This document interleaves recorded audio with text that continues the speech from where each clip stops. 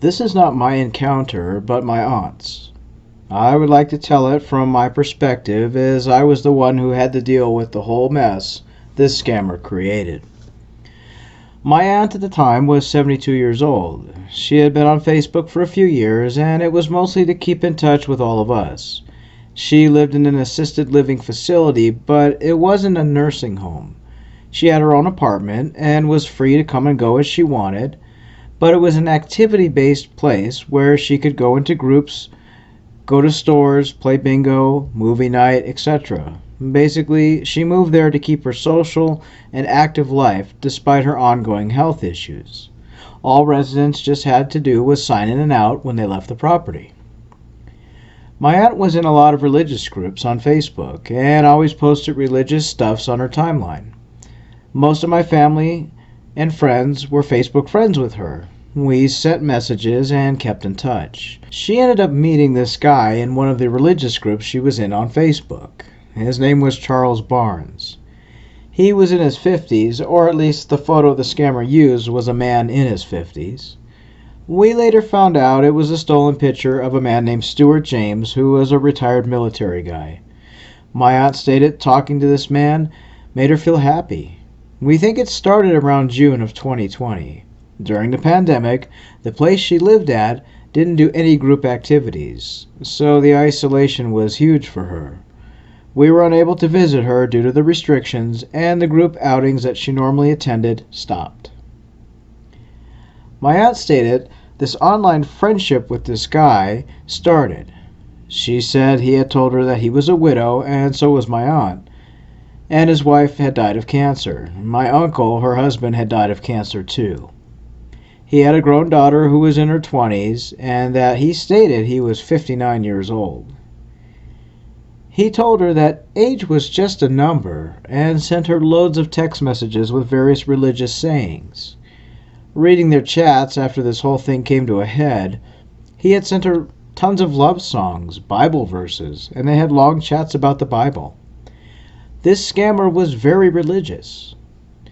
He had told her he was retiring from the military and would love to invite her to live with him, and they would have a great life of reading the Bible and having dinners together nightly.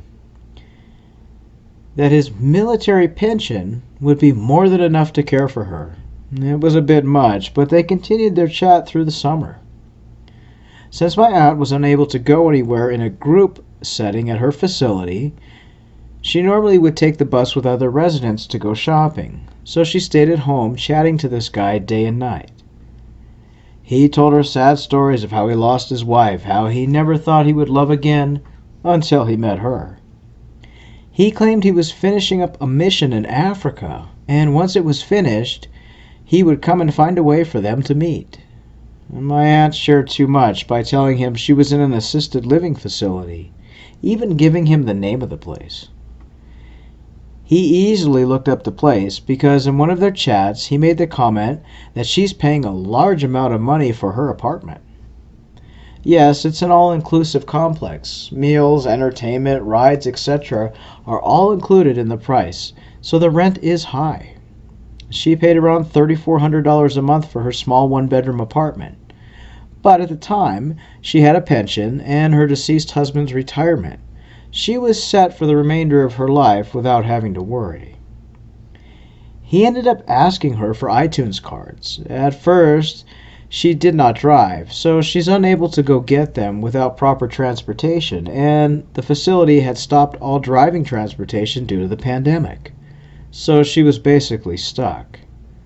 The scammer tried and tried for her to get those cards. I'm not sure at what point he broke her down, but she ended up walking to a store that was a few blocks away from her facility to get these cards. It was a hard walk for a healthy person, let alone her. But she sent at least a dozen of these cards, and I don't know if she walked there each time or bought a few cards at a time. As time went on, they kept talking. We had no idea that he was on her friends list on Facebook. He never commented or liked anything she posted. It's like he sat there in silence, and he convinced her and walked her through how to download Hangouts on her tablet from what I read of their chats. He ended up convincing her that he was going to get a huge sum of money from a retirement from the military, but that his bank account was frozen due to an issue with his ID as he had lost it during his deployment. And with him getting ready to retire, he needed to get his bank account fixed when he got home. But in the meantime, he needed to get his money deposited from his retirement into some account. My aunt ended up giving him her bank and routing number.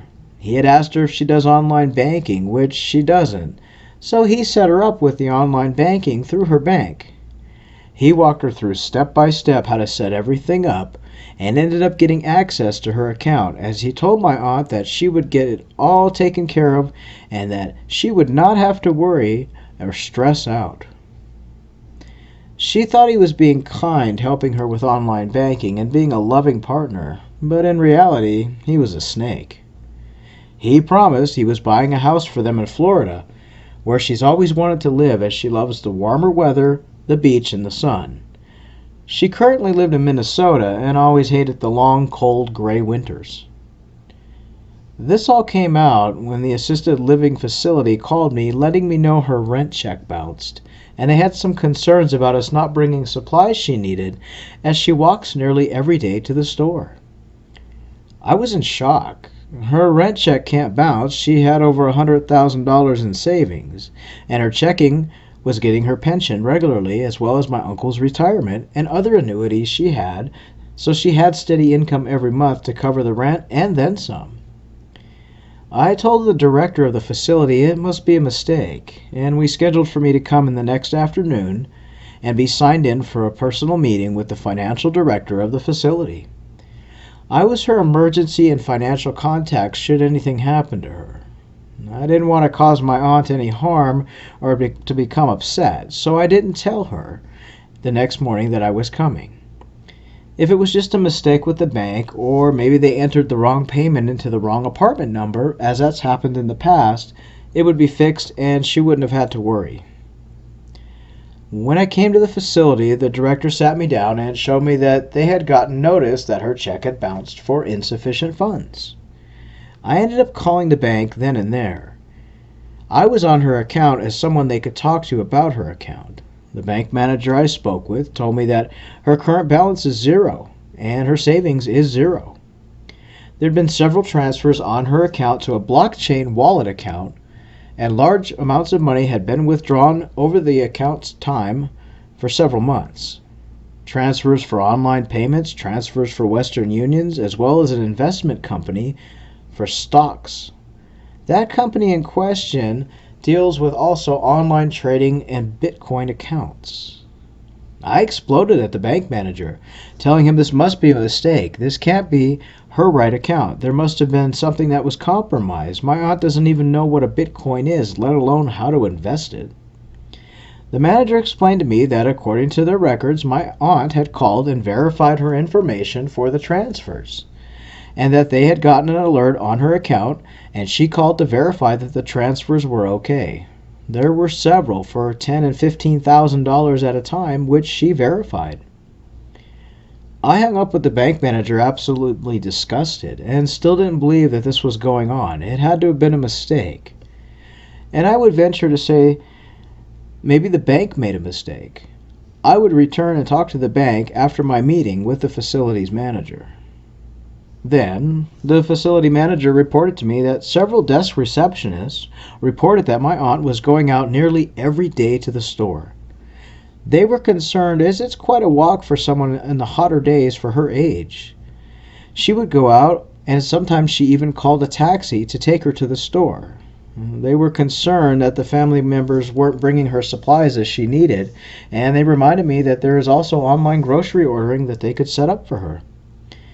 I assured them my husband and I had her on a delivery system, and we would also drop off supplies at the door every Friday due to COVID restrictions, and that their front desk staff checked them in. We ended up calling my aunt to the office to figure out what was going on. I was livid and scared at the same time. My aunt calmly told me not to worry about the money because her husband is coming home on Monday and he has over $3 million he's going to give her, and they're moving to Florida because he bought them a house. She told me she was going to the store to buy iTunes and Steam cards as her husband was selling them for food as his bank account was frozen and he was trying to finish up his last few months of deployment in Africa where he had been, and that he sells the cards to the locals for food and medicine because the military cut him off due to him taking an early retirement just for her. You could have knocked me over with a feather. Your husband? What the hell?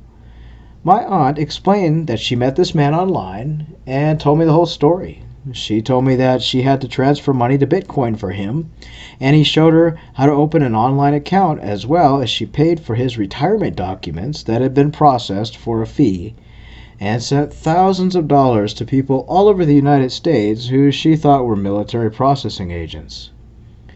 It's all gone. Her life savings, everything was gone because of a scammer. I called the police and they filed a report, but they treated her like a stupid old woman. She still didn't believe he's not real. Even after investigating and showing her who the real man in the pictures was, she still thinks he's real and coming to be with her.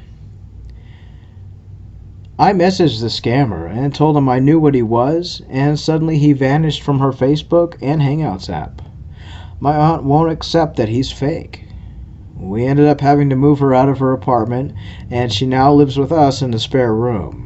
She's unable to recover any of her money, of course, since this happened.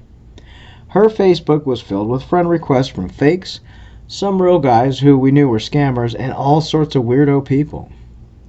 We ended up taking my aunt off of social media and off the internet altogether shortly after this. We also changed her phone number, as she was getting tons of calls from all over the world.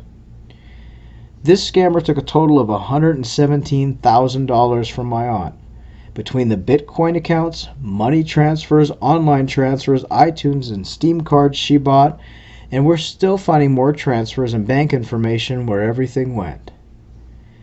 She's finally starting to accept that she's been scammed, but still somehow thinks the man in the photos is real and that scammers had taken over his account and that he will return her money and he really loves her. To be honest, it's heartbreaking. I don't think she'll ever mentally recover, and she certainly won't ever financially recover from this. Always check in on your elderly relatives. This pandemic caused a lot of older people to be lonely. My aunt being one of them, and the scammers took advantage of this, Bible quotes and all. Thank you for letting me share our encounter with a scammer. And we'd like to thank this lady for sharing her aunt's story. If you'd like to share a story of your encounter with a scammer, or maybe your parents, grandparents, or friends or loved ones who've had an encounter with a scammer, you can drop us an email at scammingscammers@gmail.com or inbox us on Facebook under the page Scamming Scammers Action. We'll review your story, investigate, and then post your story to a video. Thanks for listening. Take care.